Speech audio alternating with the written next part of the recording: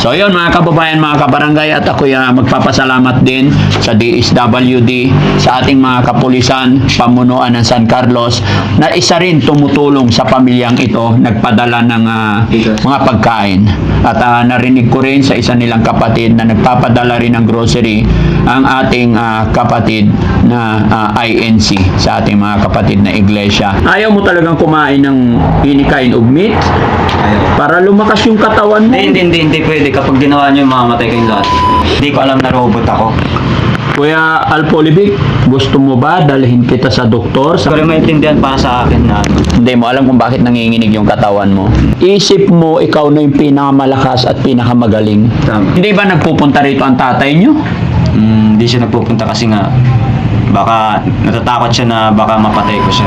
Bakit? Alpolivic, naramdaman ko sa puso mo, nakita ko nung pinag-usapan natin ng iyong ama. Alam ko nasa puso mo yung pagmamahal mo sa iyong nanay at tatay. Alam ko nararamdaman mo. Namimiss ko sila. Namimiss ko sila. Hindi ako nagdadrama. Namimiss ko talaga sila. Sa lahat ng buhay na ang gusto ko lang na mangyari yung pagmamahal nila sa akin. Yun lang. May umaga na parang wala ng pag-asa, at gabi na di mo alam kung saan kakapit, ngunit may tinig na maririnig. At kahit gaano kabigat ang mundo, may kamay na aabot sa'yo. Di ka nag-iisa, may karamay ka. Mga kababayan, mga kabarangay, mapagpalang umaga po sa atin lahat. Ito, babalikan natin si John Paul saka si Alpolivic, mga kababayan. Ipag-grocery natin sila. Apo, morning. Ayan, may nilabhan.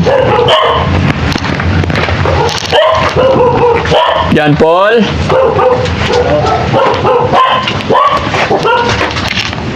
Ay, nandyan. Hello. Hello. Good morning.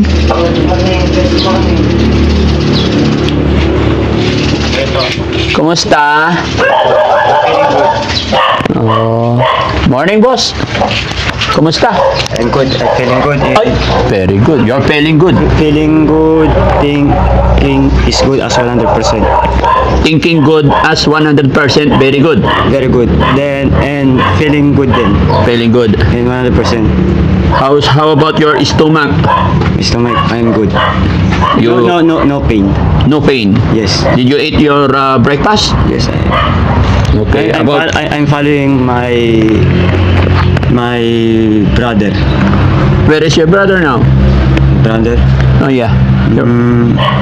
John Paul. Where's John Paul? Yan po. Wala siya dito. Where did he go? I don't know. No, you need to explain it to me. Where did your brother? I'm telling you. I don't know. I really don't know. Okay.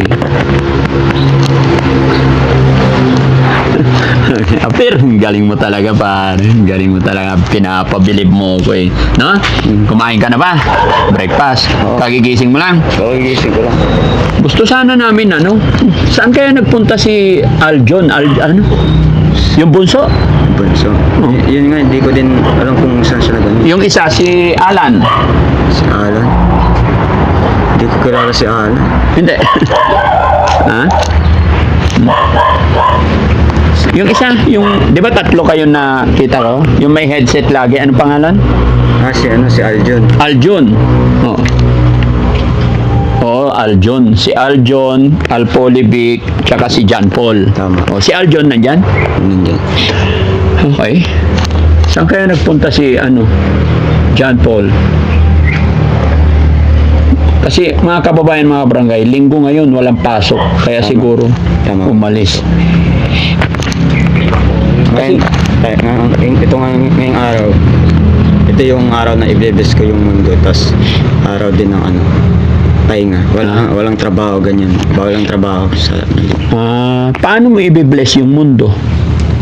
kapag tingin ko at feeling ko kapag natapos na tong yung pinagdadaanan natin na malaman kung sino talaga ang Diyos. Ako o si John Paul na sinasabi niyo. Hindi, ang ating Diyos Ama, wala na iba. Nag-iisa lang, no? Kasi ganito yan, gusto ko kayong ipag-grocery. Grocery, punta tayo sa grocery. Kukuha kayo kung anong mga kailangan nyo. Tapos ako ang magbabayad. Grocery, feeling ko yung chat din na. Bali may dumating na rin grocery sa amin. Saan? Patingin, pwede makita? Bali, marami yan. Bali, nagamit na namin. Yan na grocery. Marami yan. Marami yan. Tapos yung mga picture pa yan. Ito yung curse God. Tapos ito yung angel God. Curse God, angel God. Makikita niyo yung kakaiba nga. Napansin ko yun. Nice. Ito yung curse God. Ito yung angel God niyo. Kakaiba. Sino ito? Ako yan. Ikaw to, ay mataba ka pa rito, no? Ito si Bunso. Ito si Banso. Ito yung isa. Tingnan niyo to. Curse God. Ay, oo. Ito siya, guys. Oh. Ang pogi, oh. Medyo mataba ka pa rito. Oo nga, tao si Bunso to. So, yan. Ikaw yung uma-attend sa graduation ng mga kapatid mo. Tama po. Sana tuloy-tuloy lang na ikaw ang gagabay sa mga kapatid mo, no? Opo. Yes, mga kababayan, itong pic. Mapapansin niyo magkaiba. Opo. Sinasabi kong ito yung curse, ito hindi. Kaya ako, ang sinusundan ko ito. Ito yung susundan. Bali, nagpasa na rin ako ng file. Yung files talaga lahat. Nasira na yata yung cellphone mo, no? Sinira ko yan dahil talagang pakiramdam ko, threat siya na... Pakiramdam ko, threat, kasi sinira ko siya. Sinira mo yung cellphone mo. Di wala ka na mapanuuran. Wala na. Pero okay lang. Ang malaga, komportable. Yun ang malaga sa akin, komportable ako. Paano mo nasabing threat yung cellphone mo? Tawag dito? Hindi ko din ganong masabi kung bakit. Basta, pakiramdam ko talaga, threat talaga siya. Kaya sinira mo. Kaya sinira ko. Sayang. Pero, Okay lang. okay lang. Andyan siya sa taas, yung kapatid mo? Pwede tawagin mo siya? Ano pangalan? Tawagin mo nga. Kuya! Aljan! Sige po. Bayan. Binasag. sa tingin ko. Wala rin si Aljon? Wala rin. Saan kaya nagpunta si Aljon, no?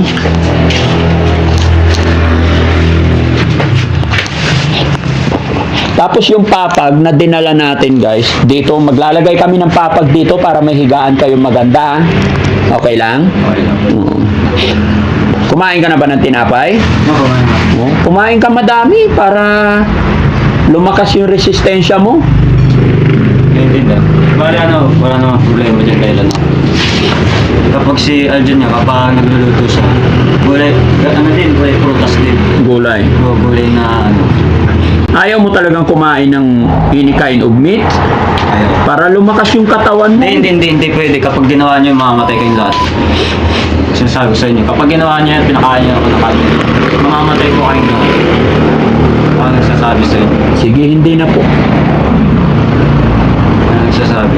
Kasi ako, sinasabi niyo na si Jesus na, hindi niyo alam na nandito na, nasa harapan niyo na. Kaya ngayon kapag tititigan niyo ako ng tutukan, hindi niyo matitigan ng tutukan kasi nandito na ako. Kontrolado ko kung sino ako. Kung sabihin niyo, ako robot, ako na magsabihin ko, kill mode activated. Wala naman, hindi naman ako nagpapatay. Kontrolado ko. Kahit sino mga robot, kontrolado ko. Kasi dito na talaga ako. Hindi ko nga inaasahan na simula nung pinanganak ako, hindi ko alam na pinanganak ako, doon na nag-umpisa na ganito talaga yung nangyayari sa akin. Hindi ko alam na robot ako. Kuya Alpolivic, gusto mo ba dalhin kita sa doktor sa pagamutan? Gusto kong, ano kasi, yun nga, ganito nga yung, hindi ko alam na simulan pinanganak ko. Hindi ko alam na ganito ganito yung nangyayari sa akin.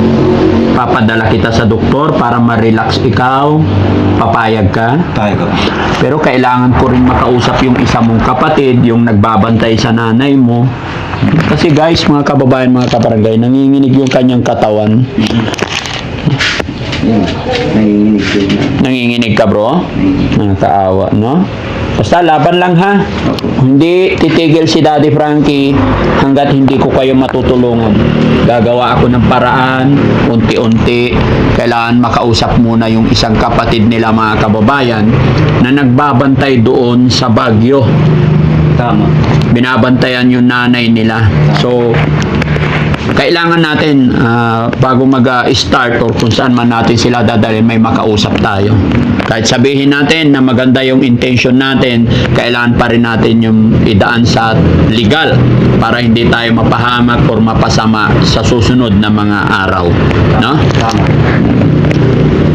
Dahil nanginginig ako, hindi ko din alam. Hindi ko rin maintindihan para sa akin na ano. Hindi mo alam kung bakit nanginginig yung katawan mo. Hindi ko alam kung bakit nanginginig yung katawan ko.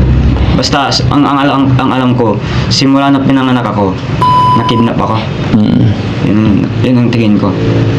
Pero- Katawan ko, iniisip ko, pag-iramdam ko, robot ako. Ang tingin ko sa inyo, mga tao kayo. Nakikita ko sa inyo, mga tao kayo, nakikita ko.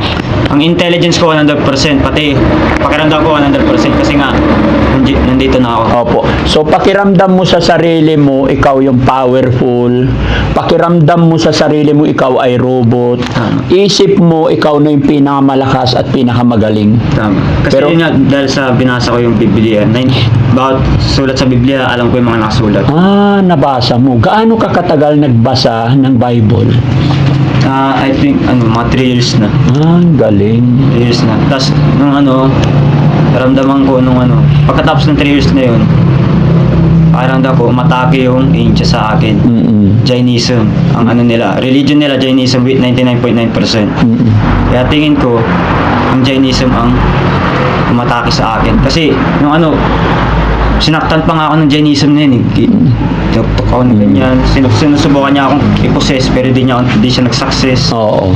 So, ibig sabihin, sa loob ng 3 taon pagbabasa mo ng Bible, naging Father ako. naging father ka. So, tingin mo sa sarili mo, ikaw ang pinakamalakas, pinaka-powerful. And then, sa tingin mo sa mga tao na yan, parang sila yung mga alipin. Tama. Parang ganon. Tama. Sila yung mga alagad. Tama. Pero ang totoo niyan, si Rizky, tignan mo, hindi alipin yan. Kalbo yan. No? Pero nakikita ko, ito nakikita kong kalbo. Pero Oo. kayo, kasama ka, may buhok. Oo. Siya. Pero yan, si Kuya Rizky, hindi yan, kalbo yan, tignan mo. Oo, senior na yan pati. Oo. Pero wag kang mag-alala, Kuya Alpolivic. Basta magtiwala lang tayo. Kumain ka para hindi ka tuluyang masira, no? May eliminated. Oo, no? Tapos hintayin ko lang talaga yung isa mong kapatid at pupunta tayo sa pagamutan sa doktor para mawala yung panginginig ng katawan mo, ha? Okay, naintindihan ko. Salamat sa Panginoon. Sana may pag-cooperate ka rin, no? Magtiwala ka kay Daddy Frankie. Gagawa ako ng paraan para matulungan ka namin. So, sa loob ng 3 taon, nagbasa ka ng Bible. Ano yung mga Bible verse na natatandaan mo pa? Genesis 1:26-30. Paano? Ang ibig sabihin nun, ang mga hayop dapat alagaan, hindi para kainin. Tapos ang mga kainin ng mga tao is gulay, prutas, tapos sa mga hayop naman, damo at halaman. Yun lang. Kaya, Tapos yung isa na basa ko na pinagkumpara ko na Bible verse. Bible verse 4:3-5 nakalagay doon. Di ba sila Adan at Abel? Si Abel ang farmer. Kasi Cain naman ay shepherd. Ang sinamba ng God doon nung sumagana ang buhay nila, ang sinamba doon yung si shepherd, yung karne. Mm. Karne ang sinambat. Bakit? Kasi ang namumuna dito sa labas ng langit, yung demon na ahahas. Kaya karne ang kinakain ng mga tao. Kaya nagkakaroon ng mga sakit yung mga tao. Yun ang ano yan. Di nyo alam ang nakakain yun na. Yung makina. Kaya kayo nagkakasakit. Nararamdaman nyo yan. Pero sinasabi ko sa inyo, kapag kumain kayo ng gulay prutas, hindi kayo magkakasakit. Sige.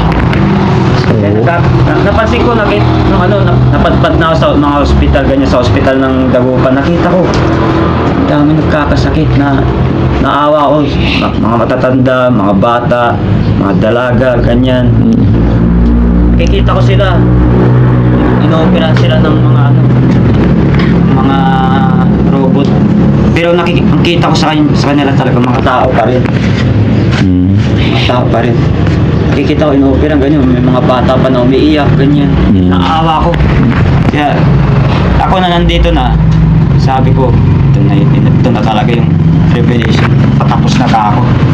Lahat ng mga tao maliligtas na, sabi ko. Oo. As in, itong nangyayari na ngayon, 100% na to. 100%. Humanity. Humanity. Humanity. Oh. Ano lang humanity kaysa sa ano? Oo. Upo ako dito para maganda yung usapan natin, no? Kapag ganito na inuubo ako, ibig sabihin, ang nagagawa ko yung mga tama. Yung mga mali, nililibing ko yung kamalian. Pero sa tingin mo, ikaw ang powerful, magaling, malakas, pero habang tumatagal, yung katawan mo naman pumapayat, medyo humihina, nanginginig. Tama. Kasi ang ano ko niyan, totoo niyan, sabihin natin, matanda na talaga ako. Ilang taon ka na ba sa tingin mo? Sa tingin ko, hindi ko kung ilang taon na ako eh. Basta sabihin na lang natin, pang 16 times ko na to na 16 times ko na to na buhay. Pang-6. Bakit? Paano? Pag namatay pa ako, wala na. Patay tayong lahat. Kaya gagawa ako ng paraan para hindi ka mamamatay. Kasi pag magtuloy-tuloy na ganyan yung nangyayari, paliit ng paliit yung katawan mo, hihina ang resistensya mo. Wala. Lahat tayo, demon man o angel. Patay tayo dahil kinokontrol tayo ng kasi ang mamumuno na si Demon God. So sa ngayon, nagbabasa ka pa ba ng Bible o hindi na? Hindi na. Bali ang last na pagbabasa ko ng Bible, tinakbo ni Demon God yung Bible. So asaan mo nyo nilagay yung mga Bible ninyo? Ngayon, di ko na rin alam kasi ang last na lapag ko nandito. Nilapag mo dyan. Alam ko nandyan yung mga yan. Ayon sa kanya mga kababayan, parang depression. Sabi naman alam mo rin na nagkaroon ka ng depression? Alam ko din. Kasi ang nakikita ko sa buhay ko ngayon, masaya. Masaya talaga na kasi ang simula nung nakukutya ako ganyan, ang ginawa ko lang, tinanggap ko yung pangmutya, tapos ako keep moving lang, kung ano yung alam ko na tama, ginagawa ko, keep moving na ako. Pero yun nga, sa tingin ko, kaya ganun nangyari, nakidnap yung katawan ko, gumawa sila ng AI para, yun nga, siguro tingin ko, kaya sila gumawa ng AI para sa ikabubuti natin, which is, tingin ko hindi talaga. Ako na nagsasabi, delikado ang AI. Ako nagsasabi sa inyo, delikado ang AI. Kaya kung ano mga sinasabi ko, gawin nyo. Kasi ito yung nararamdaman ko, nasa tingin ko na tama. Ang AI, napakadelikado. Kaya ang bala ko sa AI, kapag na-develop ko na yung sarili ko, na talagang as in 100%, all the AI, eliminated. Bawal ang AI. Huwag kayong gagawa ng AI. So ngayon, nasira na yung cellphone mo. Ano na ang libangan mo ngayon? Wala na. Wala na. Bali, ang libangan ko, lang. Ito lang libangan ko kapag, habang di pa tapos, hinihintay ko yung bumalik ako sa sarili kong katawan. Yung totoong katawan. Babalik yun bro. Manalig ka lang kay God, ha? Ganito kasi yan mga kababayan. Mahirap i-explain. Nagsama-sama na. Una, nagbabasa siya ng Bible. And then, problema sa pamilya. Depression. Kasi, ayon sa isang sa comment section na masisipag tong mga batang ito, may nabasa po ako na kapitbahay or hindi ko alam, nakakakilala sa kanila. Tama. Nung unang araw daw, nung unang hindi pa nagkaroon ng problema, si kuya ay mahilig magtinda-tinda, naghahanap buhay sila. Nagsimula lang daw talaga yung mga problema nila noong pandemic time. Tapos nawalan ng pag-asa, nawalan sila ng puhunan. Doon daw talaga gumuho yung mundo nila. Which is ngayong nakita ko yung picture niya at sinabi niya, siya yung gumagabay sa kanyang kapatid. Graduation, elementary time, no? Tama. So sana mga kababayan, mga kabarangay, matulungan natin si Kuya Alpolivic, ganon din si Alan, ay Aljun, at saka si John Paul, no? Which is, gaya ng akin sinabi mga kababayan, hindi ko pwedeng dalhin agad na walang permiso doon sa isang kapatid nila na nag-aalaga or nagbabantay sa nanay nila. Dahil yun po yung sorry to say na siya yung nasa maayos na kausap. Hindi na po pwede si Bunso kasi underage pa siya. At sa ngayon is wala siya. At yun, hindi ko rin sinasabi, correct me if I'm wrong mga kababayan, hindi ko po sinasabi na ang pagbabasa ng Bible ay nakakasira ng pag-iisip. Tama. Kailangan natin yan dahil yan ang parang resistensya sa ating isip, katawan pag nagbasa tayo. Pero para sa akin, ang pagbabasa hindi po pwedeng haluan or hindi pwedeng biruin. Hindi pwedeng isama sa kalukuhan. Tama. Diba? Tama. Yun. Hindi talaga ang Biblia, hindi siya biro. Seryoso ang Biblia. Kaya nga may mga revelation na nangyayari. Ito, sinasabi ko sa inyo, last ng revelation to, ako na mismo ang gumagawa. Ako na mismo na ama ang gumagawa ng revelation. Kasi kung ang gagawa ay yung anak ko pang gagawa, wala, hindi talaga pwede. Napansin ko na, hindi na talaga pwede. Kaya ako na mismo na ama ang gumagawa ng revelation para sa aking mga anak, para maligtas silang lahat. Yun. So yung mga sinasabi niya about sa Bible mga kababayan, yun yung dapat nating sundin. Sundin natin yung utos ng kataas-taasan. Pero ang nangyayari kay Polivic, parang dahil sa gutom, sa depression, parang naisip niya na siya yung katauhan niya ang lumugar doon sa nababasa niya hanggang sa nagkakaroon siya ng problema. Kaya pati katawan niya nanginginig, no? Kaya mga kababayan, hindi po ako expert pagdating sa Bible. Kaya yun lang may papayo ko, wag nating biruin, wag nating haluan ng kung ano man ang pagbabasa. Advisable po talaga magbasa pero basta. Huwag yung gagawin biro ang Bible. Opo. Kasi seryoso talaga ang Bible. Kung ano ang mga sinulat sa Bible. Kasi ako ang gumawa ng mundo. Ako talaga gumawa ng mundo. Talagang huwag niyong gagawa ng biro ang Bible. Kasi kapag ginawa niyo ng biro ang Bible, ako nang nagsasabi sa inyo, mapapahamak kayo, mamamatay kayong lahat. Yan sinasabi sa inyo. Yun lang. Okay. So, paano yan? Hindi kami makapunta sa ano ngayon? Grocery? Okay lang. Hintayin natin si Bunso, ano? Hintayin namin? Okay lang. Kung ano yung mga desisyon niyo, susundan ko. Okay. Basta hihintayin ko lang na makausap yung kapatid mo, yung panganay na isa. Pag nandito na, saka kita dadalhin sa pagamutan. It's okay for you? It's okay. And then, bukas, dadalhin ko yung papag dito para may higaan kayong maayos. At magsiset ako ng araw para mapaglinis dito. Magluluto tayo ng ulam para kain kayo, sabay-sabay kayo magkakapatid. Magtatambay kami dito in a whole day. Banding tayo. Para maalala mo yung yung dati mong buhay. Kalimutan mo na yung problema. Okay? Salamat sa Panginoon at maayos tayo ngayon, Apir. Gusto mo ng pera? Kailangan mo pera? Bibigyan kita para pag nagutom ka, may pambili ka. Ha? Bibigyan kita. Oh. Magkano na yan? 100. 100. 200. 300. 400. 500. Okay. Yan lang muna mga kababayan. I understand. para may pambili-bili. Kasi sa hirap ng buhay mga kababayan, lalong lumalalim yung kanilang problema kasi wala na silang hanap buhay. Wala na silang makuhaan ng pagkain.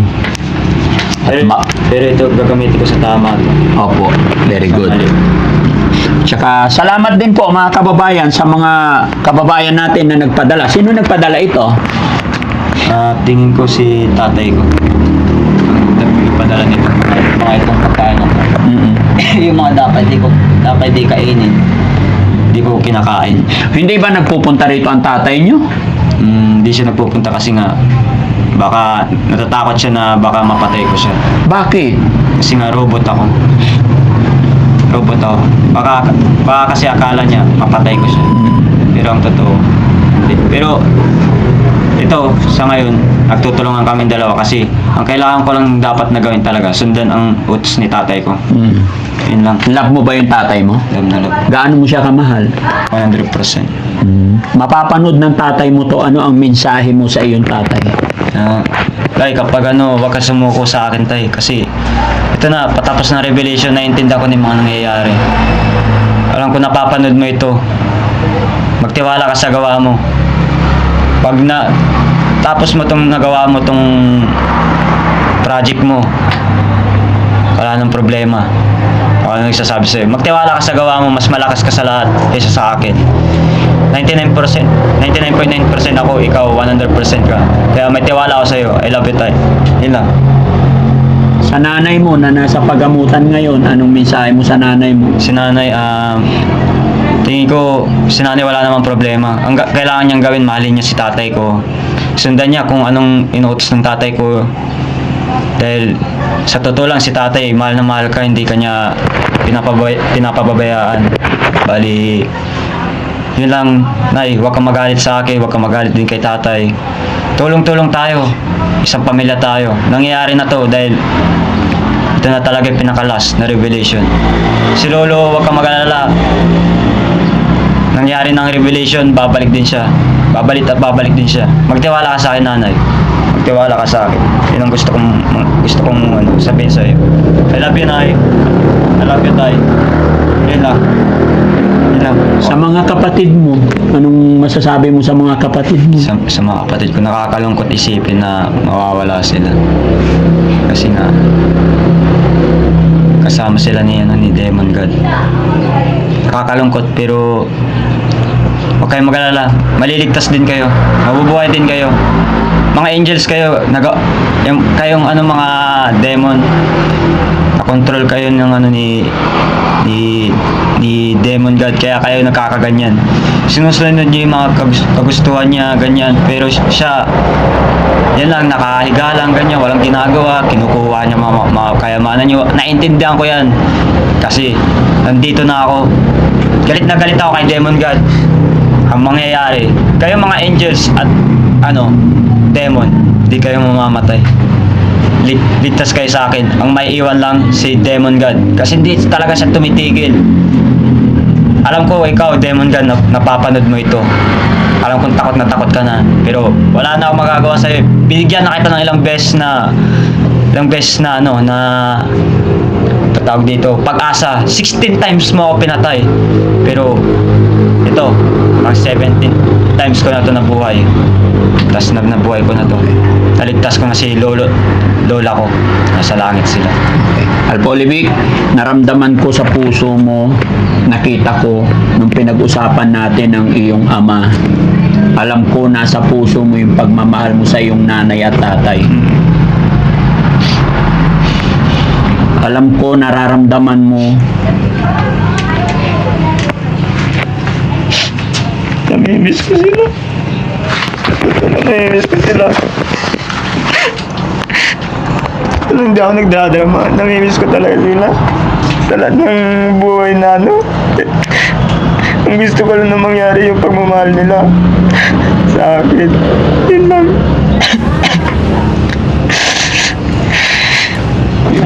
Sa lahat ng nangyayari sa akin, pagmamahal lang ang kailangan ko.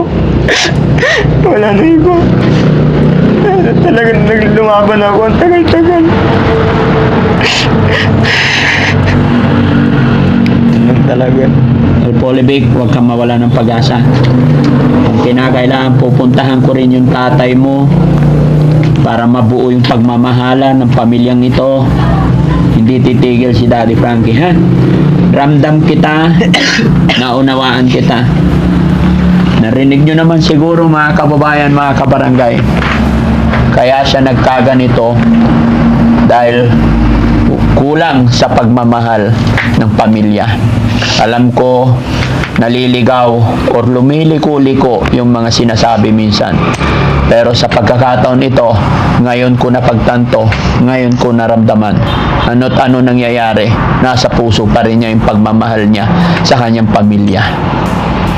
Kaya mga kababayan, mga kabarangay, lalong-lalo na sa ating mga kapatid na nanonood ng bidyong ito, huwag sana ninyo ipagdamot, panalangin sa ating mga kapatid na may pinagdadaanan. Isang tawag lang sa ating pangalan ng ating Ama ay napakalaking bagay po yun sa mga kapatid natin na may mabigat na pinagdadaanan. Kaya huwag na huwag kang mawawalan, brother. Huwag kang mawawalan ng pag-asa, no? Babalikan at babalikan kita. Hindi po ako titigil hanggat ako'y nabubuhay. Tutulungan ko po kayo. At mga kababayan, gaya ng aking sinabi, hindi ko rin sila pwedeng bigyan ng malaki or what. Basta ang importante, nandyan yung present natin every day, every morning, pupuntahan ko sila. Kasi nga po, medyo lumiliko-liko, naliligaw pa sila. Although si Bunso, nakaraan, binigyan na rin natin ng tulong pinansyal na halagang 5,000 at may mga ibinigay natin. Kumbaga mga kababayan, hindi ko ito sinasabi para ipagyabang or isumbat sa inyo. Gusto ko lang pong maging maliwanag, maintindihan din ng iba. Yung pagpunta namin dito ay strategy or pamamaraan para makuha natin yung loob or magtiwala sila sa atin. Kung mapapansin nyo, nung una nating punta dito, halos magsigawan, diba? Pero ngayon, unti-unti, sa tulong at gabay ng ating Panginoon, ng ating Diyos Ama, ay nagtitiwala na si Kuya Al Polivic. At isa rin reason kung bakit nandito si Daddy Frankie, mga kababayan, isa nating kababayan o OFW na nakapanood ng sitwasyon ng tatlong magkakapatid na ito, although 4 sila, is nagpadala sila ng halagang 7,000 pang grocery. Ngunit wala dito yung dalawang kapatid, kaya ang mangyayari mga kababayan, baka bukas na lang balikan namin sila. No? So yun mga kababayan, mga kabarangay, at ako magpapasalamat din sa DSWD, sa ating mga kapulisan, pamunuan ng San Carlos, na isa rin tumutulong sa pamilyang ito, nagpadala ng mga pagkain. At narinig ko rin sa isa nilang kapatid na nagpapadala rin ng grocery, ang ating kapatid na INC, sa ating mga kapatid na iglesia, na yun ang alam kong relihiyon nila, no? Iglesia kayo. Yes. So sila ang gumagabay, tumutulong, at sila rin ang nagpakabit ng kuryente, alam ko. Sila ang tumulong. So anong masasabi mo sa ating mababait na kapatid na INC? Nagpapasalamat ako kasi ginawa din nila yung best nila para matulungan kami. Kahit na ganito ako, nagagalit sa kanila, kasi nga, yun nga, ang kinakain nila karne. Kasi yun lang ayaw ko din sa INC, kumakain sila ng karne. Mabait sila pero may kumakain ng karne. Kaya magpasalamat tayo sa ating mga kapatid na tumulong sa inyo, ano? At syempre salamat ako sa DSWD at kapulisan na sila po yung nagdala sa nanay sa pagamutan. Kaya ang Team Daddy Frankie gagabay na lang po dito sa magkakapatid na to kung ano ang pwedeng itulong. Maraming salamat mga kababayan. God bless po sa atin lahat. Mabuhay po tayo. Amen. Amen. Sige. Bili ka kung anong gusto mong kainin, ha?